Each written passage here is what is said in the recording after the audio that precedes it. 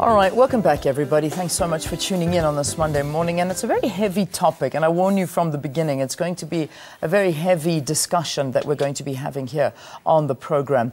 You may remember the story last week where South Africans were outraged and once again expressed shock and concern after the news of an alleged gang rape of two 7-year-old girls at a school premises in Vosloorus, that's east of Johannesburg.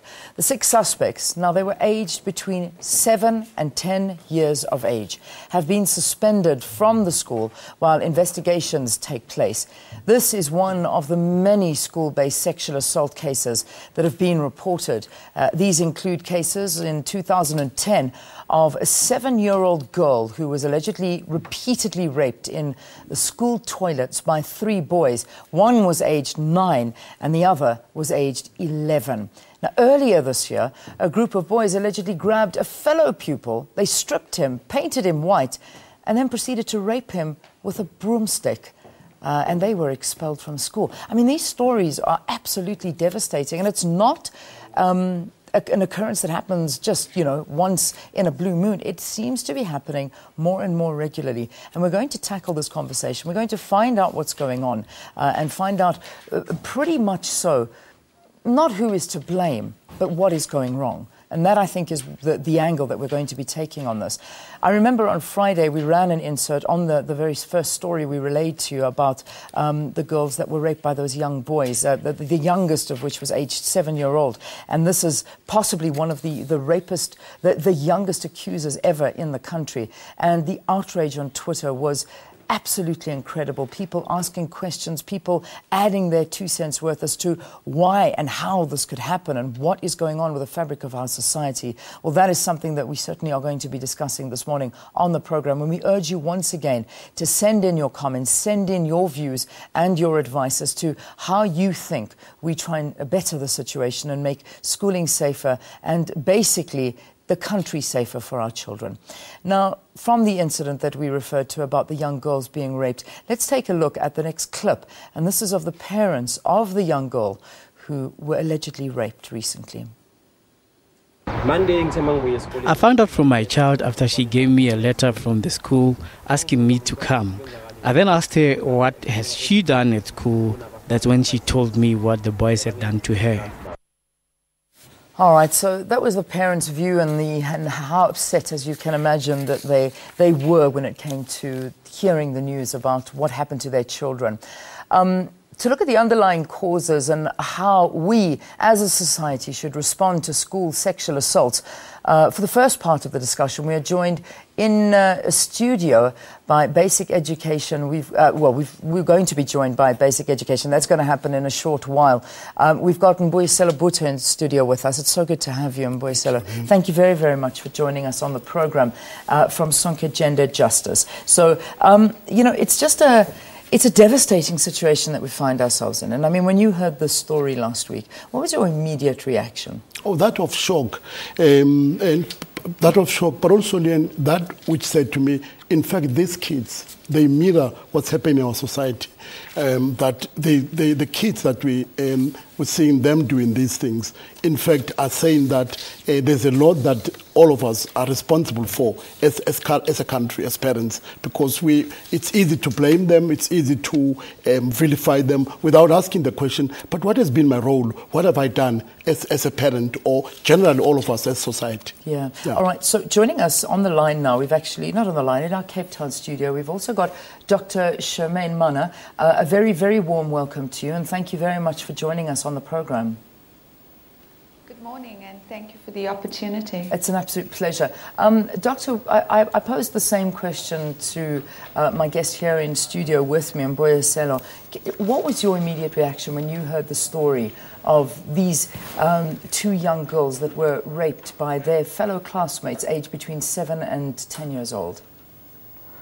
Well, I mean, I was terribly alarmed, in fact, outraged. And it just, the enormity of the problem, just hits home as a government official, but also as a parent, and so it's quite a frightening turnabout. But what I want to say is that we cannot just be, feel desperate about it, there are many mechanisms that we have to ensure that are functional to be able to address the issue.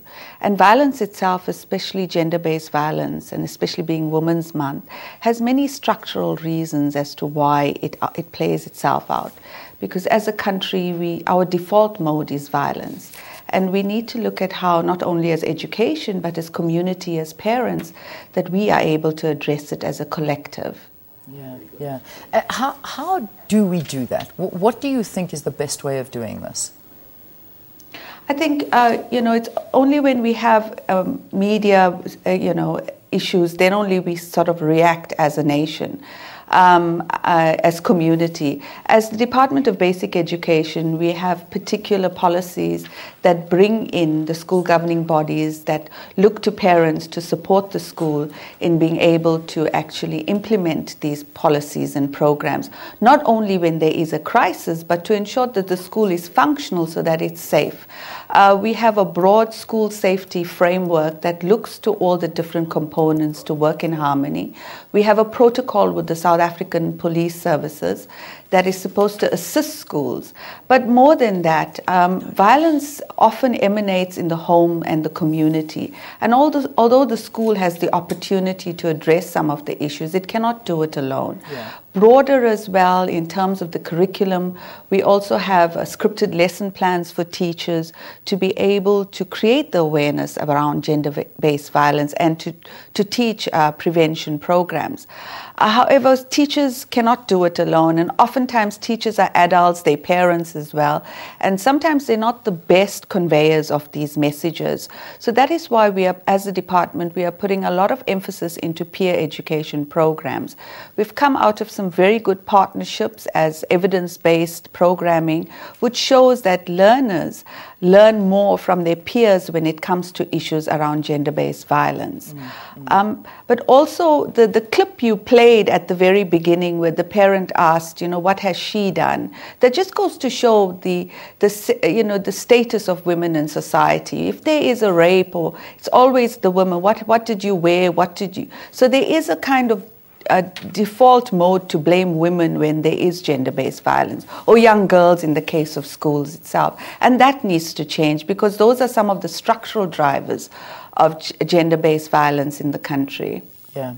Mbuyiseni, would you like to add to this? Well, I wanted to say, not only add, but also to say that, we, more often than not, we overwhelm teachers, teachers are not your social workers, are not your psychologists, I wonder why, 21 years into our democracy, why is it that we don't have, systematic programs so that you don't have flash in the pan, or you don't have interventions that only, close the door when the horse has bolted.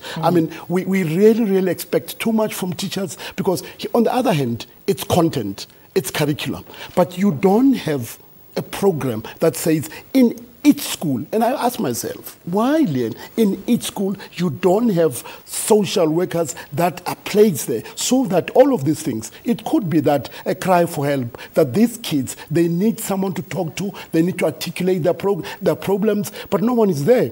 I don't think that there is enough excuse in this day and age that you don't have properly structured psychosocial programs in the schools, so that we don't become firefighters. Yeah. And I'm saying that, and really we need to say, these programs, are they supported? What is the budget? Let's make sure that there's enough budget. We can't say that there's no money, so that teachers, we allow them to do that which they are hired to do, which is content-based, but to also expect them to offer psychosocial, something that they were not trained for, Absolutely. They're not skilled for, they're not equipped for. Because on the other hand, you want results at the end of the year, and you are pushing marks, you're pushing syllabus as a teacher. On the other hand, there are kids who have to deal with HIV, have to deal with violence from the home. So rather, in fairness to our teachers, is basic education, higher education, it's important then for us to have